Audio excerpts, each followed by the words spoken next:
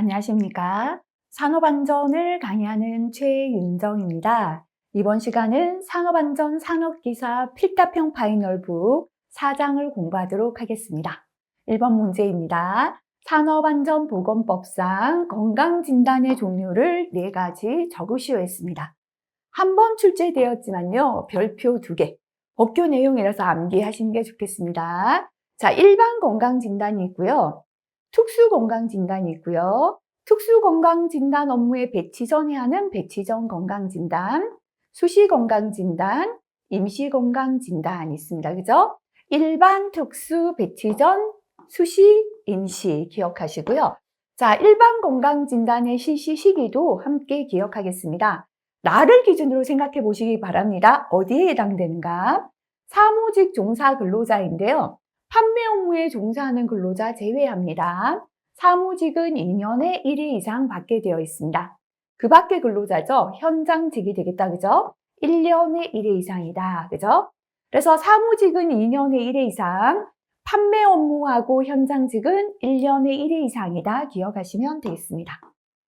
자, 그 다음에 2번입니다. 특수건강진단, 시기와 주기를 나타내었습니다. 괄호를 채우시오 했습니다. 일단 대상 유해인자 보겠습니다. NN-디메틸아세트아미드, 디메틸포름아미드 있고요. 자, 그 다음에 요거 벤젠 들어가면 되겠습니다. 벤젠. 그 다음에 테트라클로로에탄, 사염화탄소, 아크릴로니트릴, 염화비닐, 면분진이고요. 성면하고 면분진 함께 들어가겠습니다. 자, 그 다음에 광물성 분진, 나무 분진, 소음하고 충격소음, 그죠? 소음 및 충격소음 들어갑니다. 자, 그래서 제1호에서 5호까지 규정의 대상 유해인자 제외한 모든 대상 유해인자 다 되어 있고요. 자, 이렇게 디메틸아세트아미드, 디메틸포름아미드는 시기다, 그죠? 배치 후의 첫 번째 특수건강 시기는 1개월 이내고요. 주기는 6개월마다 합니다. 벤젠은 2개월 이내입니다. 2개월 이내, 역시나 6개월마다 합니다. 자, 그 다음에 테트라클로로에탄, 사염화탄소, 아크릴로니트릴, 염화비닐이죠. 1, 2, 3 이렇게 기억하시면 쉬울 거예요. 3개월 이내고요. 주기는 6개월마다입니다. 성면하고 면분진이죠. 그죠? 자, 요거는 12개월 이내입니다. 12개월 이내에 받고요. 역시나 주기도 동일합니다. 12개월마다 12개월 주기로 한다 보시면 됩니다. 광물성 분진, 나무 분진, 소음 및 충격 소음도 12개월 이내이고요. 24개월마다 받습니다. 나머지는 6개월 이내, 12개월이 되겠습니다. 요렇게 암기하셔도 되고요. 또는 저처럼 이렇게 암기하셔도 큰 문제 없을 것 같은데 순서 바뀌어 나올 수도 있으니까요. 디메틸아세트아미드, 디메틸포름아미드 1개월, 6개월입니다. 벤젠이 2개월, 6개월입니다. 테트라클로로에탄, 사염화탄소, 아크릴로니트릴, 염화비닐은 3개월, 6개월입니다. 성면하고 면분진 12개월 이내 12개월마다 받죠. 12개월, 12개월이고요.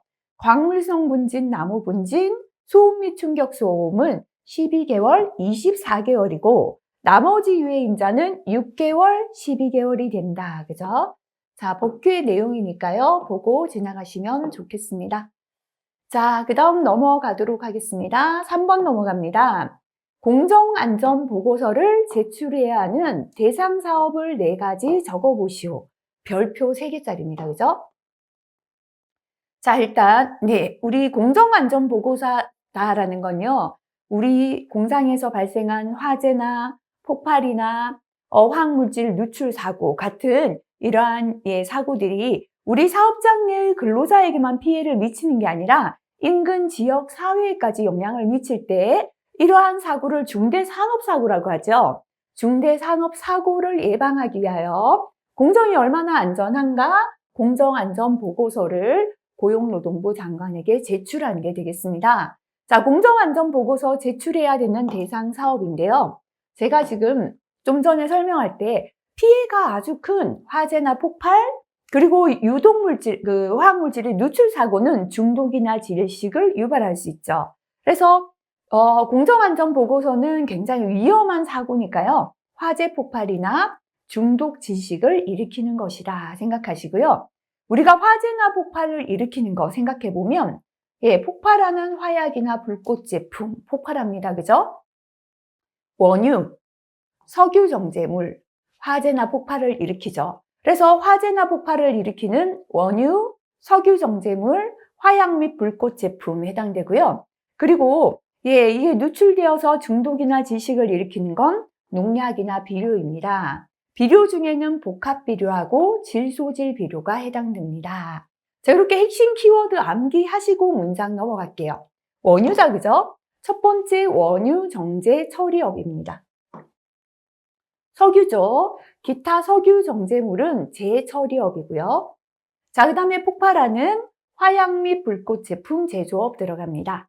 자, 그 다음에 중독이나 질식시키는 농약이나 비료인데요. 자, 질소화합물, 질소인산 칼리질 화학비료 제조업 중 질소질 비료 제조. 그래서 질소화합물 및 질소질 비료 제조 이렇게 줄이고요. 복합비료 및 기타 화학비료 제조업 중에서 복합비료 제조, 그죠? 단순 혼합이나 배합에 의한 경우 제외합니다. 자, 그래서 복합비료 제조하고요. 질소화합물, 질소질 비료 제조 이렇게 두 가지 비료 들어갑니다. 자, 그 다음에 아까 농약이다라고 했죠? 화약, 살균, 살충제. 살균, 살충제하고요. 농업용 약제, 농약이죠. 제조업 들어갑니다. 농약 원재 제조만 해당합니다.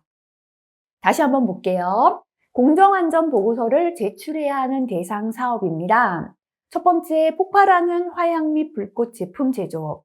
화재 폭발 일으키는 원유 정제 처리업. 세 번째, 기타 석유 정제물 재처리업. 중독이나 질식 일으키는 거, 질소화합물 및 질소질 비료 제조. 그 다음 복합 비료 제조. 그 다음에 농약이다, 그죠? 화학, 살균, 살충제 및 농업용 약제 제조업. 하나 빠졌는 게요. 석유화학계 기초화학물 제조업 또는 합성수지 및 기타 플라스틱 물질 제조업. 합성수지하고 플라스틱 물질 제조 들어가더라 정도 기억하시기 바랍니다. 고르시오 문제 대비해서, 그죠? 자, 그 다음에 공정안전보고서 제출해서 제외되는 대상 설비 한번 보겠습니다. 자, 원자력, 군사, 도소매, 운송, 가스는 제외됩니다. 각각 다른 법에 적용을 받기 때문에 산업안전보건법에 공정안전보고서 작성해서 제외되는 겁니다. 원자력, 군사, 도소매, 운송, 가스다, 그죠? 핵심 키워드 암기하시고요. 문장 넘어갈게요. 자, 공정안전보고서 제출 제외 대상 설비, 첫 번째 원자력 설비, 두 번째 군사시설, 세 번째 도소매 시설, 네 번째 차량 등의 운송 설비, 다섯 번째 가스 공급 시설 정도 기억하시고요. 나머지 사업주가 해당 사업장 내에서 직접 사용하기 위한 난방용 연료의 저장 설비나 사용 설비, 이거 추워서 난방하기 위해 사용하는 난방용 연료 저장이나 사용 설비까지는 공정안전보고서 제출 안 해도 됩니다. 또 액화 석유가스 충전 저장 시설도 제출 제외 대상에 해당되겠습니다. 자, 4번도 별표 3개짜리입니다. 공정안전보고서 작성 시 공정안전보고서에 포함해야 하는 사항을 4가지 적으시오 했습니다. 자, 공정안전보고서는요, 일단은 공정에 대한 자료입니다. 공정안전자료. 그리고 공정이 얼마나 위험하다 평가합니다. 공정위험성 평가서. 앞으로 어떻게 안전하게 운전하겠다. 안전운전계획. 비상시에 어떻게 조치하겠다. 비상조치계획까지 4가지입니다. 공정안전자료, 공정위험성 평가서, 안전운전계획, 비상조치계획까지 4가지가 되겠습니다. 참고 한번 보고 지나갑니다. 공정안전보고서의 세부 내용 이행상태 평가입니다. 공정안전보고서, 요거부터 볼까요? 공정안전보고서를 우리가 제출하게 되면 노동부에서 확인합니다. 그죠? 확인 시기를 먼저 보겠습니다. 공정안전보고서 확인 시기. 신규로 설치될 유해 위험 설비입니다. 이렇게 신규로 설치하는 유해위험 설비는 설치 과정하고 설치 완료 후 시운전 단계의 각 1회입니다. 설치 과정에 1회하고 설치 완료하고 시운전 단계에서 1회 합니다. 자, 그 다음에 기존에 설치되어 사용 중인 유해위험 설비입니다. 계속 사용하고 있는 건 심사 완료 후 3개월 이내에 받습니다. 유해위험 설비와 관련된 공정의 중대한 변경의 경우, 중대한 변경이 있었는 경우는 변경 완료 후 1개월 이내에 받습니다. 유해위험 설비 또는 이와 관련된 공정에 중대한 사고나 결함이 발생한 경우, 중대 사고나 결함이 발생했을 때도 아까 중대한 변경과 동일하게 1개월 이내에 받습니다. 자, 이렇게 공정안전보고서 확인을 노동부에서 합니다. 그 다음에는 이행상태 평가입니다. 확인이라는 건 제출했는 공정안전보고서가 실제하고 같은가 확인하는 거죠. 그 다음에 이행상태 평가는 그대로 이행하고 있는가를 평가하는 것이다 보면 되겠습니다. 고용노동부 장관은 공정안전보고서 확인 후에 얼마, 1년이 경과한 날부터 얼마 이내에 2년 이내에 공정안전보고서에 이행상태 평가를 해야 한다. 확인은 했죠? 1년 지나고 2년 이내에 그대로 이행하고 있나 평가합니다. 고용노동부 장관은 이행상태 평가 후에 4년마다 한 번 이행상태 평가하면 그 다음은 4년마다 이행상태 평가를 해야 합니다. 다만 다음 각호 어느 하나에 해당하는 경우에는 1년 또는 2년마다 실시합니다. 원래는 4년마다 해야 되는 이행상태 평가를 1년 또는 2년마다 실시하는 경우죠. 그죠? 이행상태 평가 후 사업주가 이행상태 평가를 요청하는 경우, 사장님께서 우리는 좀 자주 해주세요. 이렇게 요청하면 1년 또는 2년마다 합니다. 사업장에 출입하여 검사나 안전보건 점검 등을 실시한 결과 병병욕수 관리계획 미준수로 공정안전보고서 이행상태가 불량한 것으로 인정되는 경우 등 고용노동부 장관이 정하여 고시하는 경우, 사업장에 출입해서 다른 목적으로 검사나 점검 때문에 출입했는데 이행상태가 잘 안 지켜진다, 불량한 것으로 간주된 거예요. 이때는 고용노동부 장관이 자주 해라 하면 1년 또는 2년마다 하게 됩니다. 그래서 지금 여기서는요, 서술형보다는 괄호형, 그죠? 요 숫자 정도 기억하시면 될 것 같습니다. 자, 그 다음에 별표 3개짜리죠, 그죠? 유해위험 방지 계획서를 작성하여 제출해야 하는 건설공사에 관한 내용입니다. 괄호를 채우시오라고 했는데요. 자, 밑에 건설공사에서 유해위험 방지 계획서를 제출해야 되는 대상 공사 한번 보겠습니다. 첫 번째는요, 다음 항목의 어느 하나에 해당하는 건축물 또는 시설 등의 건설이나 개조나 해체 공사인데요. 지상 높이죠. 지하는 포함 안 됩니다. 지상 높이가 얼마?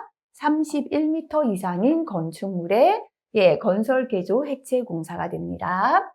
두 번째, 연면적이 넓은 건 3만 제곱미터 이상이다 라고 했죠. 연면적이 3만 제곱미터 이상인 건축물의 건설 공사 또는 개조, 해체 공사 들어갑니다. 연면적이 좁은 건 5천 제곱미터 이상인데요. 좁더라도 사람이 많이 들어가요. 그러면 사고 나면 사람이 다치기 때문에 사람이 많이 들어간 시설 연면적이 5천 제곱미터 좁아도 된다. 그죠? 문화집회시설, 하지만 전시장, 동물원, 식물원 제외하죠. 사람이 아니라 그림이나 동물, 식물이 많기 때문에요. 판매, 운수시설, 백화점이나 운수시설, 버스 한 대만도 사람이 꽉 차서 타죠. 그죠? 그런데 고속철도의 역사나 집배송시설은 사람 많은 시설이 아니라 제외합니다. 종교시설, 의료시설 중에 종합병원 입원하잖아요. 그죠? 숙박시설 중 관광 숙박시설, 호텔 같은 데 사람이 많죠. 지하도 상가고요. 냉동, 냉장, 창고시설은 사람 많은 시설은 아니지만 밑에 보시면 따로 나와 있기 때문에 요거는 5,000제곱미터 해당됩니다. 그래서 지금 이 연면적이 5,000제곱미터 이상인 시설은 적으시오보다는 고르시오에서 골라낼 수 있을 정도로 기억하시면 될 것 같습니다. 자, 그 다음에 연면적이 좁은 것 대상이다. 그죠? 연면적 5,000제곱미터 이상의 냉동, 냉장, 창고 시설의 설비공사. 설비공사 보통 용접을 많이 하거든요. 단열공사. 예. 냉동, 냉장, 창고는 냉매 가스로 프레온 가스 주입되는데 가스도 들어오는데 또 용접도 하고요. 단열재는 굉장히 불이 잘 붙죠. 그래서 이게 화재 우려가 굉장히 높습니다. 그래서 요거, 그죠? 연면적 5,000제곱미터 이상의 냉동, 냉장, 창고 시설에 설비공사나 단열공사 들어갑니다. 최대 길이가 아니죠. 지간 길이입니다. 다리와 다리를 떠받치는 기둥간 거리가 50m 이상인 거, 그죠? 최대 지간 길이가 50m 이상인 교량 건설, 터널 건설 공사는 전부 다 들어갑니다. 다목적 댐, 발전용 댐, 저수 용량이 얼마? 2천만 톤입니다. 2,000톤 아니죠, 그죠? 2천만 톤 이상의 용수 전용 댐, 지방 상수도 전용 댐 등의 건설 공사고요. 깊이가 10m 이상인 굴착 공사 포함되겠습니다. 위로 가서 이제 괄호 넣기 해보겠습니다. 지상 높이가 몇 미터? 그쵸. 31m 이상인 건축물 또는 인공구조물. 연면적이 괄호 제곱미터 이상의 냉동, 냉장, 창고 시설의 설비나 단열공사. 냉동, 냉장, 창고는 좁은 거 기준이었죠. 그죠? 5,000제곱미터 이상. 5,000이라고 숫자로 적어도 상관없습니다. 다목적 댐, 발전용 댐 및 저수 용량이 몇 톤? 2천만 톤이었습니다. 그죠? 2천만 톤 이상의 용수 전용 댐, 지방 상수도 전용 댐 등의 건설 공사고요. 깊이 몇 미터 이상 굴착입니까? 10m 이상의 굴착 공사. 역시나 숫자 위주로 먼저 기억하시고요. 그 다음 이제 문장을 적는 연습하시면 되겠습니다. 자, 그 다음에 참고 2번 해볼게요. 네. 이번에는, 유해위험 방지 계획서 작성 대상 제조업이 되겠습니다. 전기 사용 설비의 전격 용량의 합이 300kW 이상인 사업 중에서 유해위험 방지 계획서 제출하는 제조업이 되겠습니다. 암기법을 볼게요. 자, 지금 모두가 전부 유해위험하다, 유해위험 방지 계획서인데요. 자, 1차 금속을 가지고 금속 가공 제품하고 비금속 광물 제품을 만들었습니다. 나무나 여기 만든 거에다 1차 금속에다 나무와 화학물질을 섞어서요. 기계 장비, 자동차 트레일러를 만들었습니다. 자, 다시 한번 볼게요. 1차 금속으로 금속 가공 제품, 비금속 광물 제품을 제조해서 이걸로 2차로 또 만드는 거죠. 그죠? 여기다 나무나 화학물질을 섞어서 기계 장비나 자동차 트레일러를 만들었습니다. 자, 그 다음에 고무풀로 기타 식료품을 만들었어요. 그랬더니 도대체가 전부 유해위험하다, 유해위험 방지 계획서 작성 대상이 되겠습니다. 자, 그래서 1차 금속으로 할 때요. 네, 1차 금속 제조업이 해당되겠습니다. 예, 한번 찾아볼게요. 네, 1차 금속 제조업. 예, 지금 보이지가 않네요. 예, 1차 금속 제조업 찾았습니다. 자, 그 다음에 금속 가공 제품 그랬죠, 그죠? 금속 가공 제품인데요. 기계 가구는 제외됩니다. 비금속 광물 제품 제조하여 그랬죠? 비금속 광물 제품 제조업 들어가고요. 자, 그 다음에 여기다 나무, 나무나 화학물질 섞는다 그랬죠? 목재 및 나무 제품 제조업, 화학물질 및 화학 제품 제조업. 자, 그래서 뭐를 만들었냐면 기타 기계 및 자동차 트레일러 만들었다 그랬죠? 기타 기계 및 장비 제조업, 자동차 및 트레일러 제조업. 자, 그 다음에 고무풀로 그랬죠, 그죠? 고무풀은 고무 제품 및 플라스틱 제품 제조업이에요. 기타 식료품 만들었더니 기타 제품 제조업, 식료품 제조업. 도대체가 그랬죠, 그죠? 도대체는 반도체 제조업, 가는 가구 제조업, 전부는 전자부품 제조업, 유해위험하다는 유해위험 방지 계획서 작성 대상이다. 자, 이게 암기가 너무 어려워서 이렇게 암기법 만들어 봤습니다. 본인이 편한 방법 암기해도 됩니다. 역시나 유해위험 방지 계획서 작성 대상 기계, 기구, 설비입니다. 우리가 제일 위험한 거는요, 화재나 폭발을 일으키는 거죠. 금속이나 그 밖의 광물의 용해로, 금속을 녹이는 용해로 얼마나 뜨거워요, 그죠? 화학설비, 건조설비 같은 게 해당됩니다. 그래서 금속이나 그 밖의 광물의 용해로 화학설비, 건조설비, 그 다음에 가스 집합 용접 장치도요, 가스통을 여러 개 집합해서 용접하니까 화재 폭발이 일어날 수 있으니까 유해 위험 방지 계획서 작성 대상에 해당됩니다. 근로자 건강에 상당한 장애를 일으킬 우려가 있는 물질로서 고용노동부의 영으로 정하는 물질에 밀폐, 환기, 배기를 위한 설비 들어갑니다. 자, 5번은 보통은 잘 적으라고 안 나옵니다. 그래서 가스 집합 용접 장치, 화학설비, 건조설비, 금속이나 그 밖의 광물의 용해로 이 정도 기억하시면 되겠습니다. 참고에 들어가 있다는 건 제조업이나 대상기기 기구 설비가 아직 시험에 출제가 안 되었다는 건데요. 자, 그래도 암기하고 넘어가셔야 되는 중요한 내용입니다. 여기 나왔네요.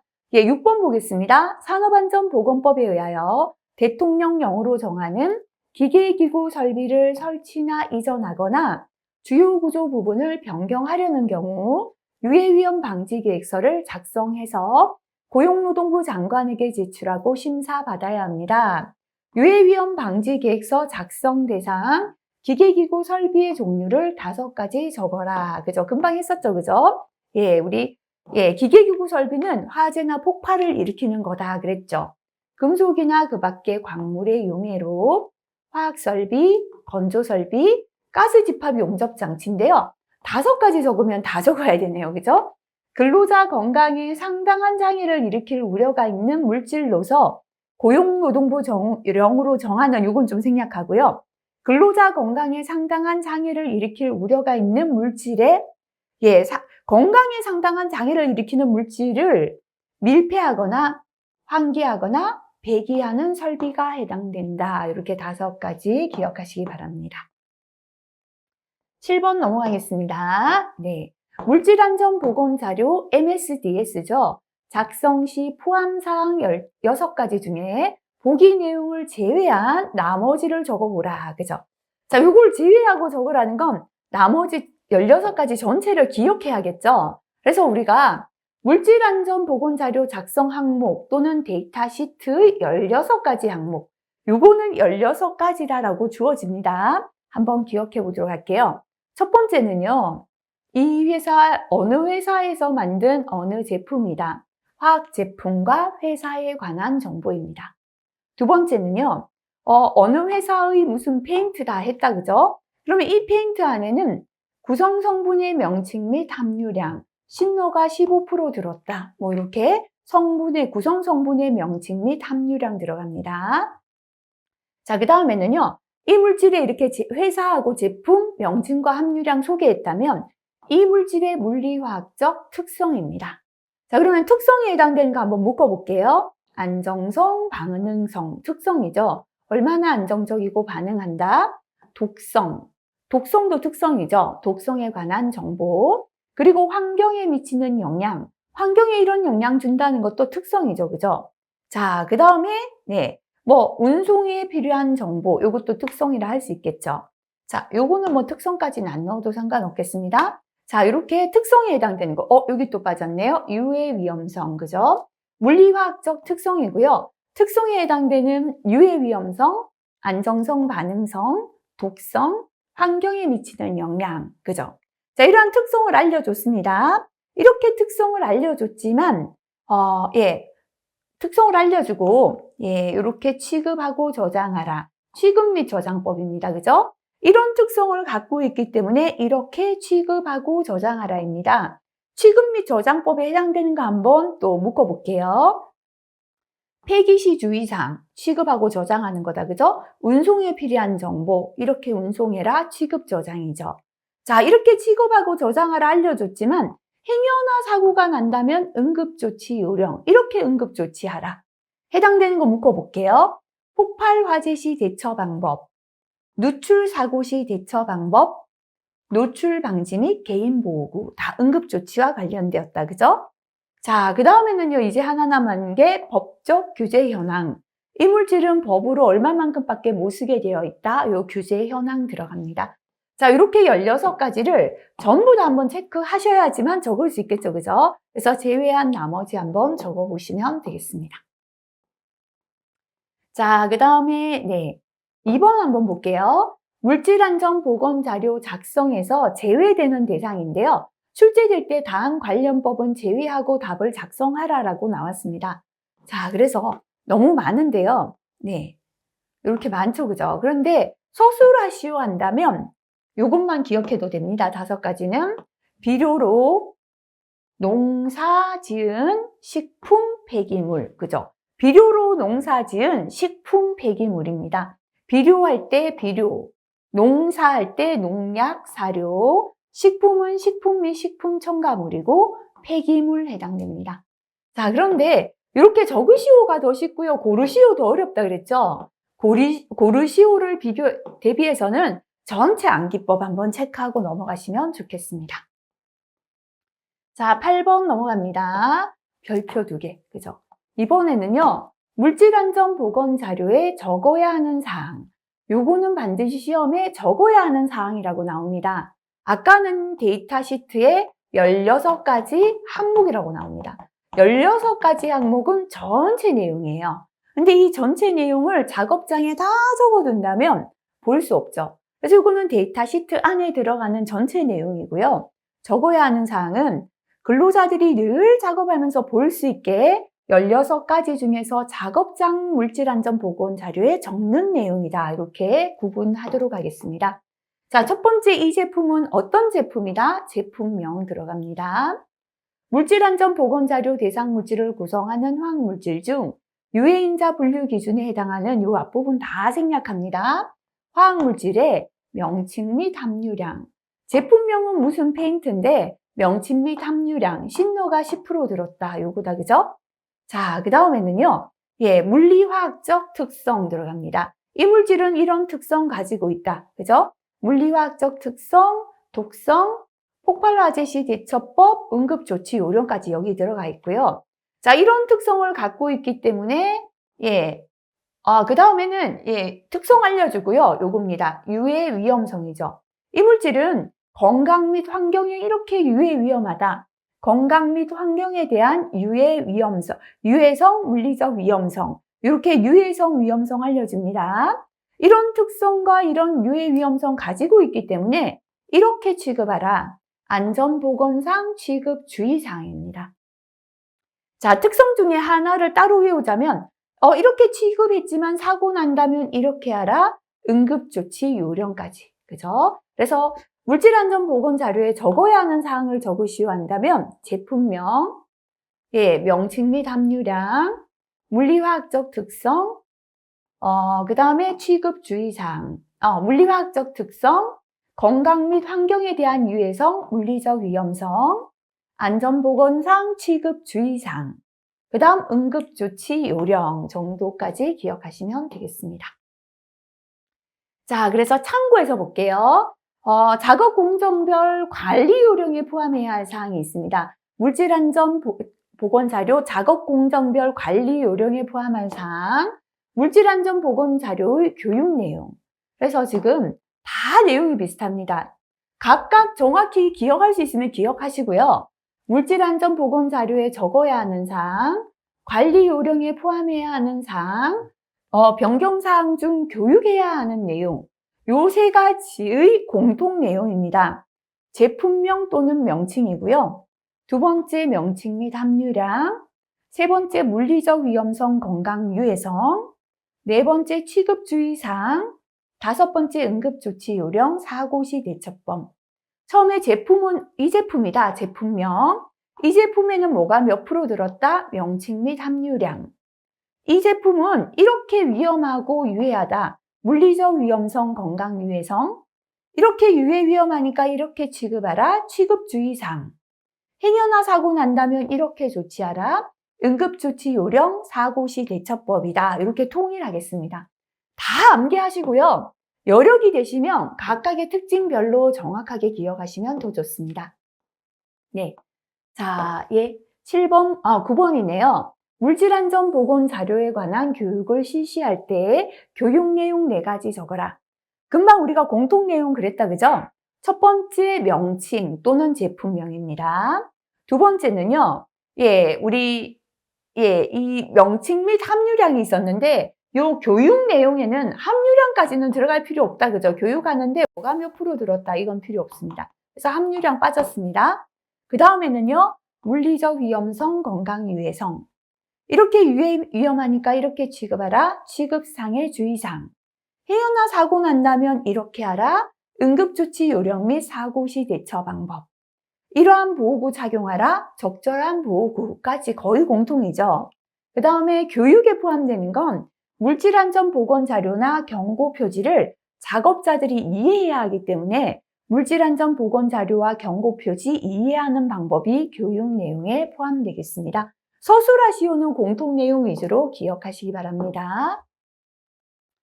자, 그럼 참고 이것도 볼게요. 물질안전 보건 자료 대상 물질의 내용을 근로자에게 언제 교육해야 하는가? 교육해야 하는 경우가 되겠습니다.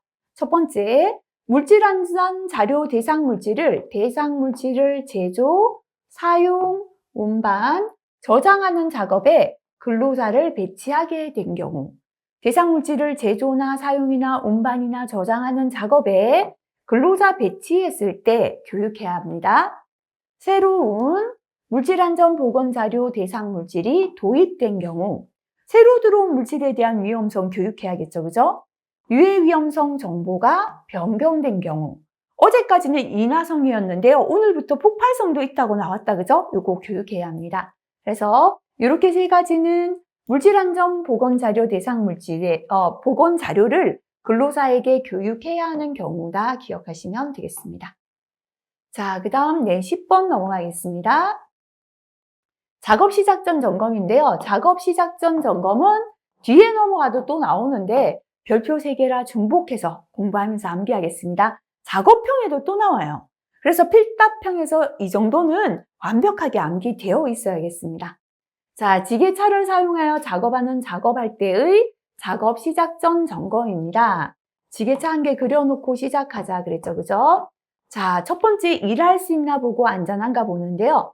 여기에 짐을 실어야죠. 포크를 들어 올려야 됩니다, 그죠? 하역장치, 유압장치 기능의 이상 유무입니다.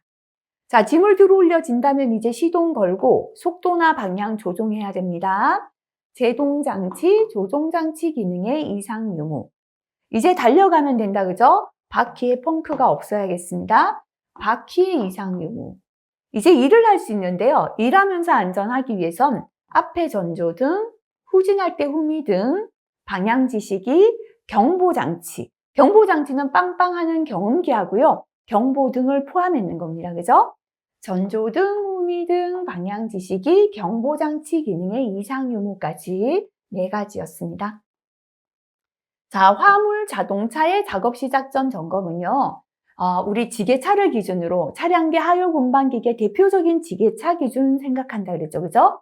자, 첫 번째 짐을 싣고 들어올 수 있나 봅니다. 하역장치, 유압장치의 기능. 뭐 뒤에를 이상 유무로 해도 상관없습니다.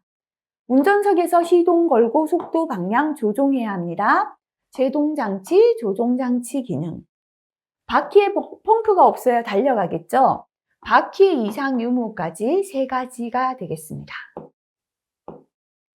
자, 그 다음에 이번에는 국내 운반차의 작업 시작 전에 사업주가 관리 감독자로 하여금 점검하도록 하여야 하는 사항.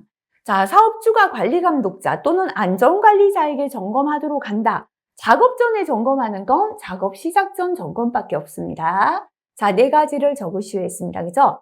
고소작업, 국내 운반차도 차기 때문에 지게차 기준으로 생각하자라고 했다. 그죠? 첫 번째는 짐을 싣고 들어 올립니다. 하역장치, 유압장치 기능의 이상 유무. 두 번째, 시동 걸고 속도 방향 조종해야 합니다. 제동장치, 조종장치 기능의 이상 유무. 세 번째, 달려가기 위해서 바퀴의 이상 유무죠. 네 번째, 달려간다 알려주려면 전조등, 후미등, 방향지시기, 경보장치가 아니라 경음기다, 그죠? 국내 운반차는요, 마트나 공장 내에만 운반하는 차입니다. 마트에 사람이 많을 땐 경보등은 잘 안 보이겠죠? 경음기만 된다. 그죠? 경음기의 이상 유무이고요. 자, 요거는 도로를 달려서 주유하러 갈 수가 없죠. 그래서 이거 뭐다? 충전식이다. 기억하시면 됩니다. 충전 장치 포함한 홀더 등의 결합 상태 이상 유무까지 5가지가 되겠습니다. 자, 창고, 그죠? 출제되지 않은 것 같습니다. 고소작업대의 작업 시작 전 점검 사항인데요. 한 개 그려놓고 생각하겠습니다. 고소작업대는 차량에 이렇게 사다리를 들어올립니다. 그죠? 여기에 작업대 위에서 높은 곳에서 작업하기 위한 것입니다. 자, 첫 번째는 이걸 보자 그랬죠? 이렇게 작업면이 길거나 요철이 있다면 높이 올라가는 차가 넘어지겠다 그랬죠. 그죠? 첫 번째 작업면 기울기나 요철 유무. 두 번째는요, 높이 올라가다 보니까 잘 넘어지니까 바퀴는 굴러가지 않아야 되고 아웃리거로 팔을 뻗어서 땅에 고정해야 됩니다. 요거 봐야 됩니다. 아웃리거 바퀴의 이상 유무죠.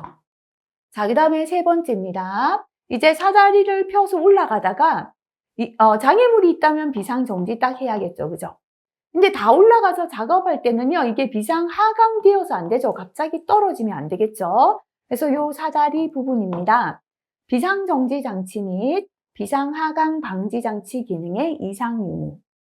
그 다음에 작업대인데요. 너무 많이 싣거나 태워서 안 되죠. 그죠? 과부하 방지 장치의 작동 유무가 되겠습니다. 자, 그 다음에 하나 더 넣자면, 활선 작업용 장치의 경우는 호응, 균열, 파손 등 그 밖의 손상 유무까지 해당되겠습니다. 자, 12번, 크레인의 작업 시작 전 점검 2가지인데요. 자, 일반 크레인은 천정 크레인 생각하자 그랬죠? 이렇게 이제 천정의 레일을 따라서 물건을 매달고 올라갔다 내려갔다 합니다. 첫 번째요. 줄이 끊어지면 사고 나겠죠? 근데 와이로프를 작업하기 전에 일일이 다 점검할 수는 없죠. 정기 점검 때 했다라고 하고요. 와이로프가 통하는 곳이 안전한가 본다라고 했습니다. 와이로프가 통하고 있는 곳의 상태. 두 번째는 왔다 갔다 하는 레일입니다. 그죠? 이 레일에 문제가 있다면 이탈하는 사고가 일어납니다. 그래서 주행로의 상측이죠. 횡행하는 주행로 상측이고요.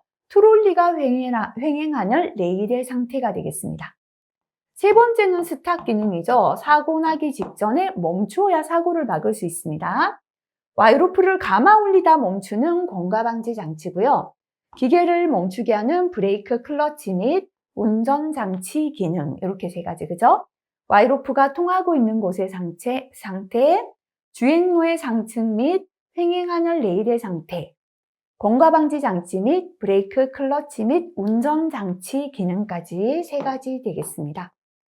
자, 이동식 크레인은 제가 이렇게 그려드렸죠. 이동하면서 물체 들어올리는데요. 이렇게 지반이 안 좋아도 사고 나고, 자, 그 다음에 줄이 끊어져도 사고 난다. 합쳐서 1번이다 라고 했죠. 그죠? 그래서 와이로프가 통하고 있는 곳 및 작업 장소의 지반 상태입니다. 두 번째는요. 와이로프를 감아 올리다가 멈추는 공가방지 장치 및 이 공가방지 장치가 없을 때는 멈추어야 하는 시기에 삐삐삐 경보하는 경보장치도 됩니다. 그래서 공가방지 장치나 경보장치의 기능. 그 다음에는 차 전체를 스탑시키는 기능이죠. 그죠? 브레이크, 클러치 및 조정장치 기능. 이렇게 3가지가 되겠습니다. 자, 그 다음에 이제 리프트다. 그죠? 리프트도 역시나 와이로프가 통하고 있는 곳의 상태고요. 방호장치가 함께 포함되어 있습니다. 스탑 기능이죠. 브레이크, 클러치 앞에요. 방호장치, 브레이크, 클러치의 기능 2가지가 됩니다. 곤돌라입니다. 통하고 있는 곳이 아니라 매장 줄의 상태를 그대로 봅니다. 와이로프, 슬링 와이어의 상태. 슬링 와이어는 매달았는 줄입니다. 역시나 방호장치인데요. 브레이크 기능이고 클러치가 없습니다. 그래서 곤돌라 클러치 없다 생각하시고요. 방호장치, 브레이크 기능 이렇게 2가지 되겠습니다.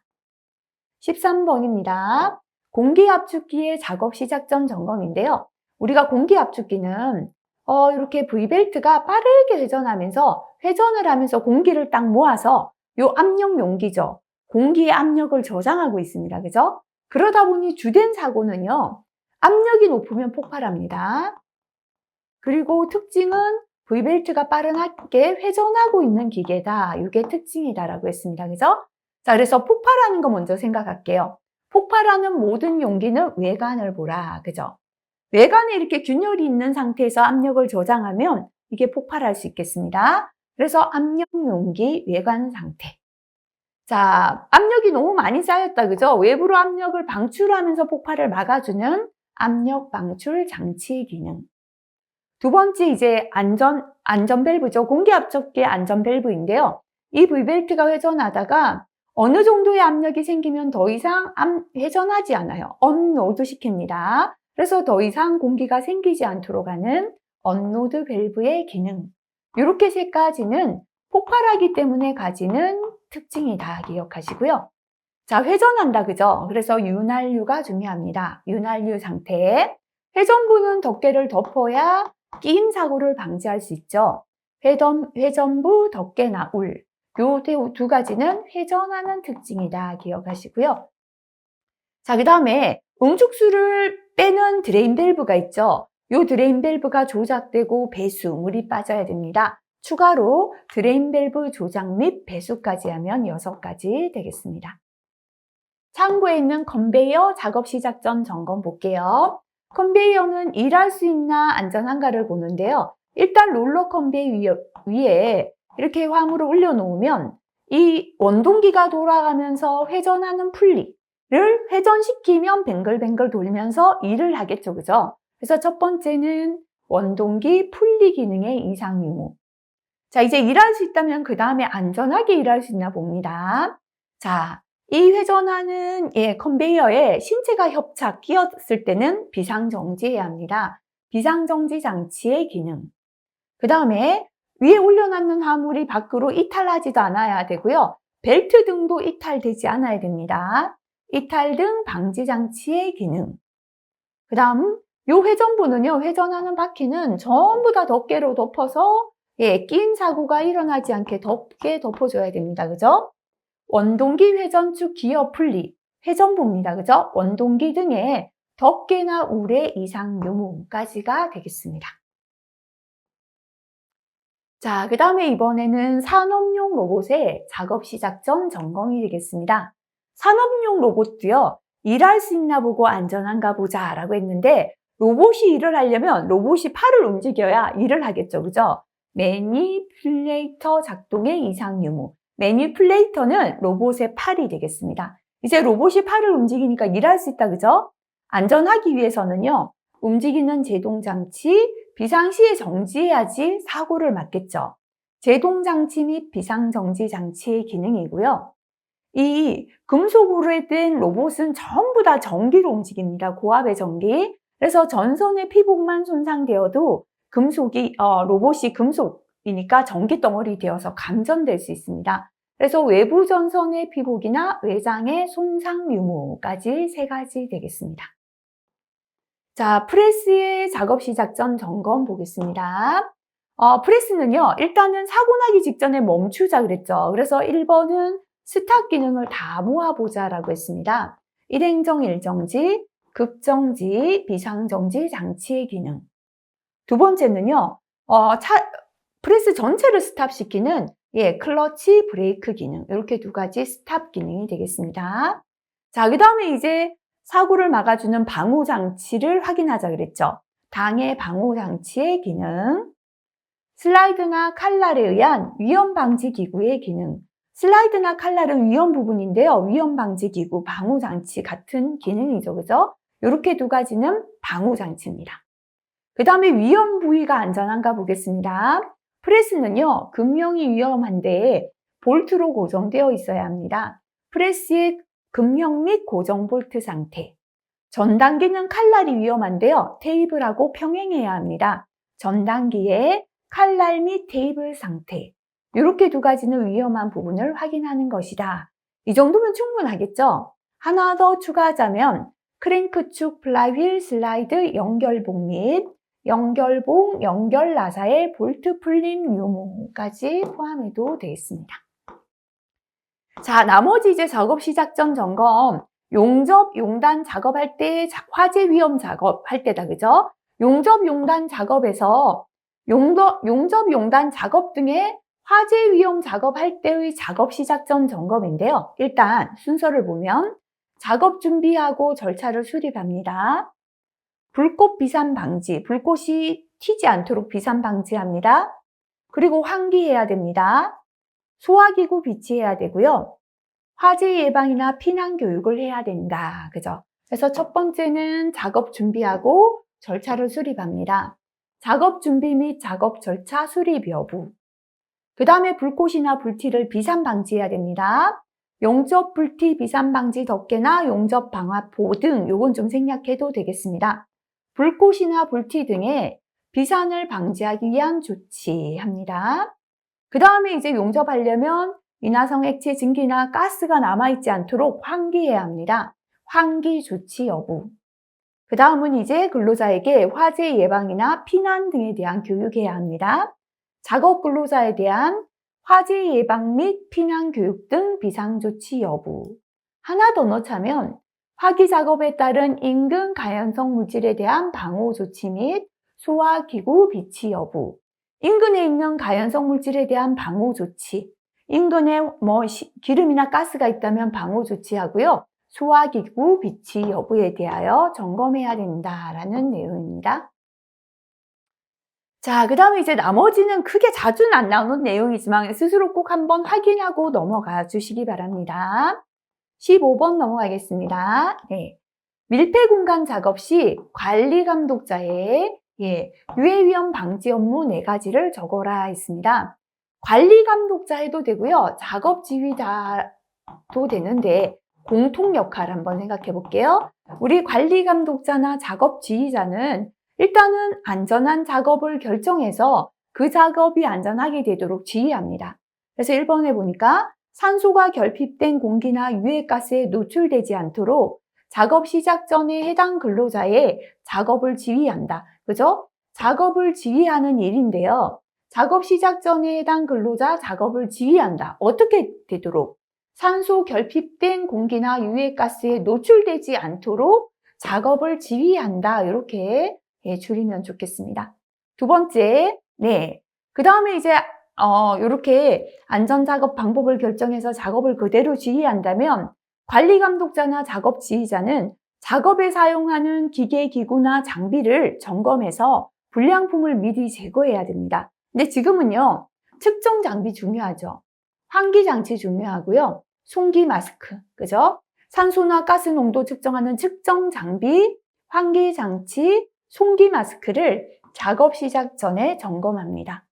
그리고 관리 감독자나 작업 지휘자는 우리 중요한 보호구가 필요할 때는 보호구를 착용하도록 지도하고 착용 상황 감시합니다. 그래서 송기 마스크 등의 착용을 지도하고 착용 상황을 점검한다. 이 정도가 공통 작업이에요. 다시 한번 보자면 산소 결핍된 공기나 유해가스에 노출되지 않도록 작업을 지휘한다. 측정 장비, 환기 장치, 송기 마스크를 작업 시작 전에 점검한다. 송기 마스크 착용을 지도하고 착용 상황을 점검한다. 또는 작업하는 장소의 공기가 적절한지를 작업 시작 전에 측정한다. 그죠? 그래서 공기가 적절한지를 작업 시작 전 측정한다까지 하면 4가지 되겠습니다. 16번 넘어가겠습니다. 아세틸렌 용접 장치를 사용하는 금속의 용접 용단 가열 작업 시 관리 감독자 유해 위험 방지 업무 4가지를 적어라. 자, 관리 감독자나 작업 지휘자의 유해 위험 방지 업무 첫 번째 공통은 안전한 작업 방법을 결정하고 작업을 지휘한다 그랬죠. 작업 방법을 결정하고 작업을 지휘하는 일. 그 다음에 두 번째는요, 작업에 사용하는 기계 기구를 점검하고 불량품을 제거한다 했는데 현재는 그게 안 들어 있습니다. 그리고 세 번째는 우리가 중요한 보호구가 필요할 때는 보호구 착용하도록 착용 지도하고 착용 상황 감시한다 했는데요. 여기 보면 근로자의 보안경, 안전장갑의 착용 상황을 감시한다. 요거 들어있다. 그죠? 자, 지금 아세틸렌 용접기로 금속을 용접, 용단 작업하니까요. 나머지는, 용접 작업을 시작할 때 아세틸렌 용접 장치를 점검하고, 아세틸렌 용접 장치를 미리 점검하고요. 발생기 내부로부터 공기와 아세틸렌 혼합가스를 배제하는 일. 자, 발생기 내부로부터 공기하고 혼합가스를 미리 배제시키는 것이고요. 안전기는 작업 중 그 수위를 쉽게 확인할 수 있는 장소에 놓고 1일 1회 이상 점검하는 일. 아세틸렌 용접 장치의 방호 장치가 안전기죠. 그래서 요거는 작업 중에 수위를 쉽게 확인할 수 있는 장소에 놓고 1일 1회 이상 점검합니다. 자, 그 다음에 발생기 사용을 중지하였을 때는 물과 잔류 카바이트가 접촉하지 않은 상태로 유지하는 일. 물하고 카바이트는 만나면 화재를 일으키기 때문에 발생기 사용을 중지했을 때는 물과 잔류 카바이트가 접촉하지 않은 상태로 유지한다. 그죠? 몇 가지 적어라 했나 한번 볼까요? 요거는 우리가 관리 감독자 업무 중에서도 16번 같은 경우는 잘 출제되지 않은 내용 한 번밖에 안 나왔죠. 그래서 이게 크게 중요도가 높진 않아요. 관리 감독자의 업무도 법규에 너무 많기 때문에요. 일단은 출제된 것만 한 가지수대로 기억하는 걸로 하겠습니다. 다시 한번 보자면 아세틸렌 용접 장치 사용하는 금속의 용접, 용단, 가열 작업할 때 관리 감독자 업무입니다. 첫 번째 작업 방법을 결정하고 작업을 지휘하는 일. 두 번째는 용접 작업을 시작할 때 아세틸렌 용접 장치를 점검하고 발생기 내부로부터 공기와 아세틸렌 혼합가스를 배제하는 일. 세 번째 안전기는 작업 중 수위를 쉽게 확인할 수 있는 장소에 놓고 1일 1회 이상 점검하는 일. 네 번째 발생기 사용을 중지했을 때 물과 잔류 카바이트가 접촉하지 않은 상태로 유지하는 일. 다섯 번째, 근로자의 보안경 안전장갑의 착용 상황을 감시하는 일. 요거 한 번 더 암기하고 지나가시기 바라겠습니다. 자, 여기까지 하면은요, 우리가 법규에 작업 시작 전 점검하고 공정안전보고서, 유해위험 방지계획서, 물질안전보건 자료, 관리감독자 직무까지 중요한 내용 한번 훑었는 것 같습니다. 그죠? 여기까지만 해도 암기하실 게 많고 정리할 게 많을 것 같습니다. 그래서 이번 시간은 여기까지 공부하고요. 17번부터는 다음 시간 이어서 공부하겠습니다. 수고 많이 하셨습니다.